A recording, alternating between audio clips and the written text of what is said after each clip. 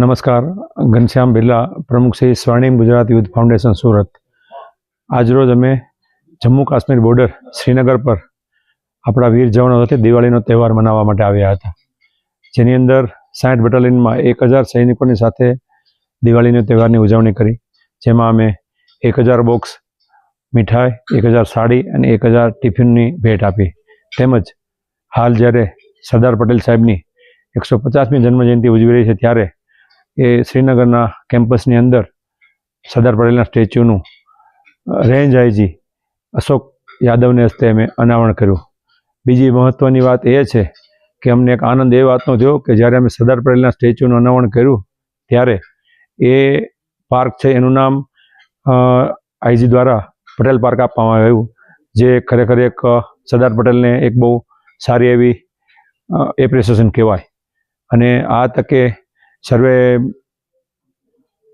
બીએસએફના જવાનોને અમે દિવાળીની શુભેચ્છાઓ પાઠવી અને અલગ અલગ ચોકીઓ પર જઈ અને દરેક જવાનોને મીઠાઈ અને ગિફ્ટ આપી અને દિવાળીની તહેવારની ઉજવણી કરી. મારી દરેકને વિનંતી છે કે આપ આપણા જીવના જોખમે રક્ષા કરતા આપણા તમામ સૈનિકોની સાથે કમસે કમ કોઈ પણ એક તહેવાર તો મનાવવો જ જોઈએ. વંદે માતરમ, ભારત માતા કી જય.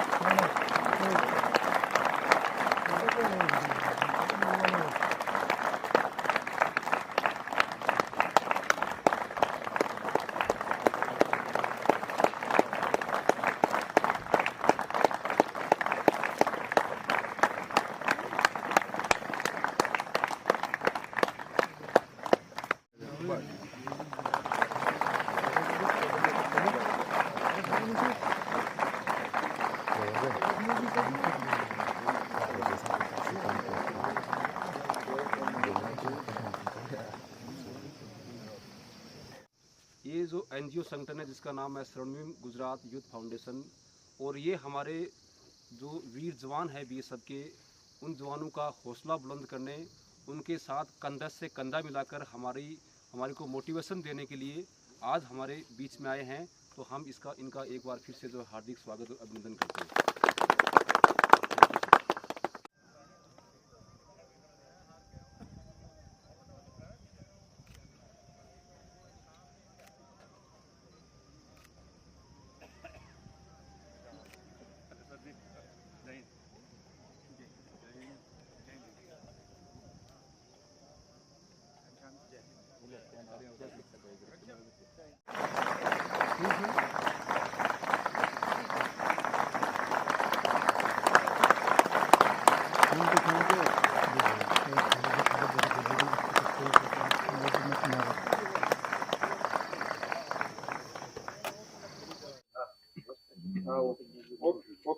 આ ફોટો પેપર માં આવશે નક્કી. સાહેબ ને તો આગળ પાછળ નહીં રહેતા. ક્યાં સર આપ આ ફોટો પેપર માં આવશે નક્કી. સાહેબ ને તો આગળ પાછળ નહીં રહેતા. ક્યાં સર આપ